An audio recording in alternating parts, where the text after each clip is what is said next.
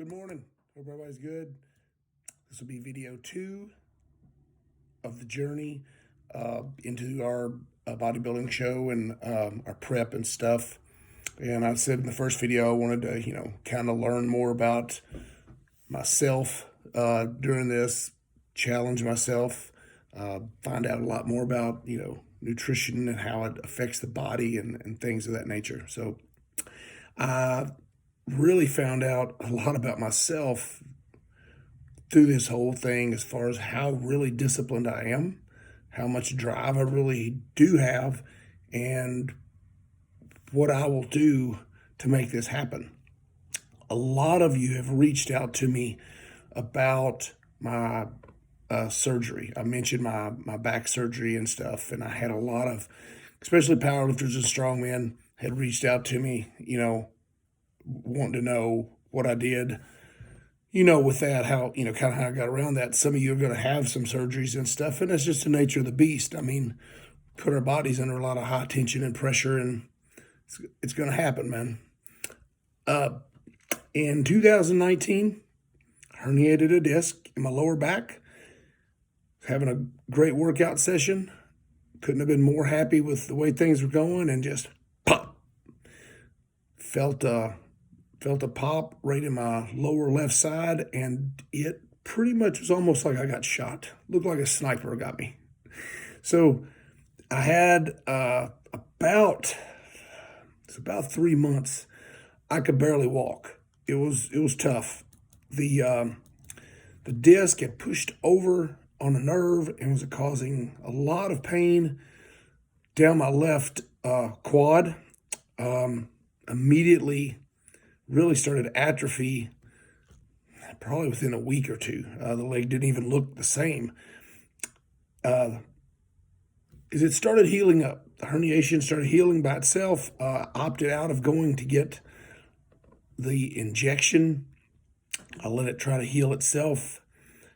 As I started doing that, I had stenosis unknowingly on the other side of my back, which was causing a nerve damage down my right leg to a point where my glutes, my hamstrings, and my calf, I couldn't push my big toe down.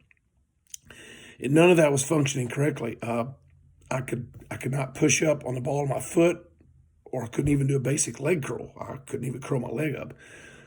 Eventually had to get that checked into, and I had a back surgery in real late September of 2019 to get that issue fixed. It's slowly gotten better. It takes nerves almost triple the time to heal. So I knew this was going to be a really slow process. I knew this was going to be kind of a process that I wasn't accustomed to. Usually I heal pretty fast, but this is different. When you have nerve damage, it does not heal fast. It does not heal like we want it to. As athletes, as lifters, it just doesn't work that way. The left quad still has atrophy in my vastus medialis area, which is your front of your leg, the quad. Little imbalance causes me some knee pain. Still have numbness in that area, which is weird sensations at times. So if I'm inflamed, that disc kind of pushes over, bulges over on that nerve a little bit, and it's a really weird sensation in that area. It's where I can't feel the leg. So when I'm walking, it's kind of like I don't know where it's at sometimes, and it's a struggle, and it's a weakness. If you watched my first video, I can't stand that. I can't stand thinking that somebody thinks I'm weak or, whatever. What makes it even worse is on the other side, my right leg, it'll start to get tired. I got a hitch in my giddy up, and I'll get a little bit of a limp. And then people will say, "Oh, what are you limping for?" And I'm like, I don't want people to think that I'm weak. I don't want people to think that I'm not who I am. And I think they believe that I'm in pain. I'm not in pain. It's just not working. It's very frustrating. I can't push off my right foot. So if you were to ask me to do a calf raise on my right side right now, I couldn't do it. I can't get up there. So I just got a little bit of a hitch in that giddy up. Hamstring doesn't want to fire effectively once it gets really tired. It kind of slows down on me. So this causes me to favor over to the left side just a little bit, causing an imbalance, which then forces it's really hip and knee. And I really hate to say knee. It's just that you just start kind of getting in these patterns, and there is some I get some knee pain in inside part of my knee here. So the point of this here is, as you're going through this to do this show, you're especially Mr. Fatty here had to do more cardio. I had to have more cardio time. As my cardio time increased, I kept having to find different ways to keep this out of the knee for one, and continue doing up to the last 10 weeks was an hour and 45 minutes of cardio every day. And I would split that up. I would do an hour in the morning and 45 minutes later, and just trying to mix it up any way I could. Not being able to push off my right leg made cardio very difficult, as the right side would get tired. Like I explained a minute ago, my left side would start to take over. Well, let's say I'm on the stair climber, my left side lower back would really start, I could feel it really getting tight, and that's because I was kind of favoring over to that side, pushing more off that left leg.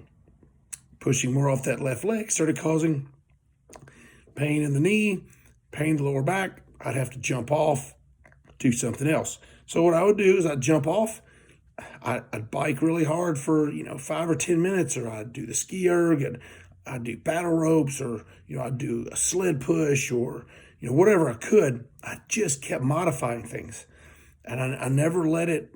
I'd never really let it discourage me. I never really let it get to me to a point where, I just can't do this. I just kept modifying. I just kept my head down, and I just kept going forward. I kept finding solutions to keep going and not stop. So if I knew my legs were really gone one day, then I did more upper body stuff, like I'd jump on the Echo bike and I would do it. I would do rope slams and things like that. I would get on the ski erg and do stuff that way. I just kept trying to keep it modified. Some of you are going to ask, well, what helped? So the knee, what really helped, I would wear a knee sleeve. I would also put, I have like a CBD BioFreeze that we use as kind of a warming gel. I would use that on there. Tempering. If you don't know what tempering is, look up Donnie Thompson's body tempering. So I would temper the inside part of my thigh with one of our 50-pound cylinders. I would temper that and try to get that loosened up. Foam rolling. We started foam rolling there for the last 4 or 5 weeks, and why I ever stopped doing foam rolling, I'll never understand, because you'll read all this stuff all the time. Oh, don't foam roll, it's useless, blah, blah, blah, blah. Foam rolling probably saved Mel and I for the last 3 weeks, because it loosened our legs up and we were able to do our cardio because we were, really dead. And yes, ibuprofen, Tylenol on some of those days. And I know people be like, oh, you're killing your liver. People, let me tell you something. Ain't none of us getting out of this alive.